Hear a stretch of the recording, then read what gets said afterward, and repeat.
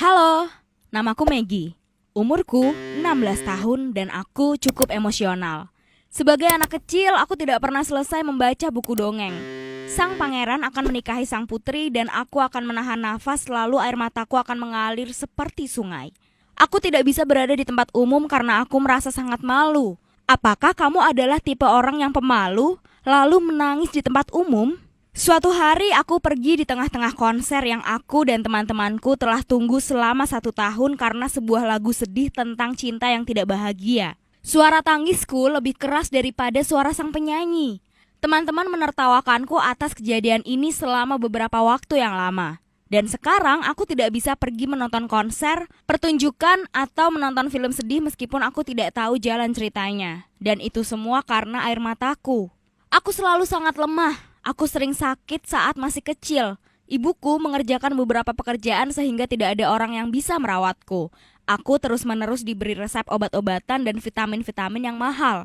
Suatu saat, aku cukup beruntung karena sebuah yayasan amal mengetahui tentang penyakitku dan mulai mentransfer uang untuk biaya perawatan dan obat-obatanku. Mungkin aku sangat emosional karena aku merasa sedih tentang ayahku. Aku tidak punya ayah. Menurut ibuku, dia meninggalkan kami ketika aku masih kecil. Aku tidak ingat sama sekali. Tapi aku selalu merindukannya dan terus-menerus menangis. Semua orang punya ayah dan aku ingin punya ayah. Tapi ibu melarang keras untuk membicarakan tentang ayah. Aku berusaha untuk tidak memikirkannya dan memutuskan untuk mengarahkan cintaku yang belum terrealisasi ini ke arah yang berbeda. Aku menyukai binatang dan 3 tahun lalu aku menjadi sukarelawan di tempat penampungan hewan setempat. Disinilah aku menghabiskan sebagian besar waktuku. Baru-baru ini aku harus mencari pemilik untuk anjing yang lucu, Binky. Dia sangat dekat denganku, tetapi ibu tidak mengizinkan aku untuk mengadopsi Binky. Aku membuat postingan di beberapa jejaring sosial tentang Binky yang cari rumah dan ada seseorang yang merespon. Seorang pria bernama Greg berusia sekitar 40 atau 45 tahun sedang mencari seekor anjing untuk putranya. Greg sangat manis, tetapi terlihat lelah dan sedikit sakit-sakitan. Dia langsung menyukai Binky, kandidat yang sangat ideal dan menarik. Tapi jelas, kita tidak boleh menilai sebuah buku dari sebuah sampulnya. Greg bertanya tentang kegiatan sukarelawanku karena dia juga mencintai binatang. Dia adalah seorang fotografer dan membahas kemungkinan untuk melaksanakan proyek tentang kucing dan anjing liar. Dia bertanya apakah aku dan beberapa penyelamat hewan lainnya ingin terlibat atau enggak. Tawaran itu sangat menarik dan dapat membantu hewan untuk mendapatkan sebuah rumah. Aku memikirkan tawaran ini saat Greg mengundang aku untuk melihat beberapa foto di studionya. Tentu saja aku tidak memberitahu ibuku. Dia akan mengacaukan kesempatan ini. Studio Greg ada di ruang bawah tanah. Kami pergi melihat foto ditemani Binky. Hasil foto Greg luar biasa. Dia memoto orang secara acak di jalan, tapi foto tersebut mampu menangkap momen kehidupan sehari-hari. Aku memuji Greg dan hasil fotonya, tapi kemudian teleponnya berdering dan dia naik ke atas untuk menerima telepon. Sinyal di ruangan ini sangat jelek, katanya. Saat itulah aku mengetahui siapa Greg yang sebenarnya. Aku memutuskan untuk menjelajahi studionya dan berjalan ke area yang cukup jauh dari tempat tadi. Di sana aku menemukan fotoku sendiri dan foto aku bersama ibuku. Foto itu diambil sekitar 3 tahun lalu, ketika aku masih memiliki rambut berwarna merah. Ketika aku sedang mencari-cari, aku menemukan 2 folder yang berisi informasi tentang aku dan ibuku. Ini seperti adegan di sebuah film dengan tokoh seorang psikopat gila. Aku terkejut. Selama ini Greg telah mengikuti kami. Aku memutuskan untuk kabur dari ruangan ini, tapi sayangnya aku gak sempat. Greg sudah kembali dan langsung mendekatiku. Tenggorokanku kering karena ketakutan. Gak ada yang tahu di mana aku berada. Aku telah berbohong kepada ibuku dengan mengatakan bahwa aku akan tinggal larut malam di penampungan hewan. Aku merasa takut ketika dia mulai mendekat. Aku mulai berteriak, mendorong Greg dan entah dari mana, Binky bergegas menolongku. Menggigit kaki Greg sehingga aku bisa kabur.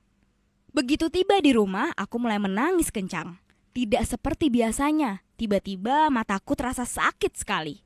Alih-alih air mata, kristal mulai keluar dari mataku. Rasanya unik, seperti aku terbang keluar dari mataku.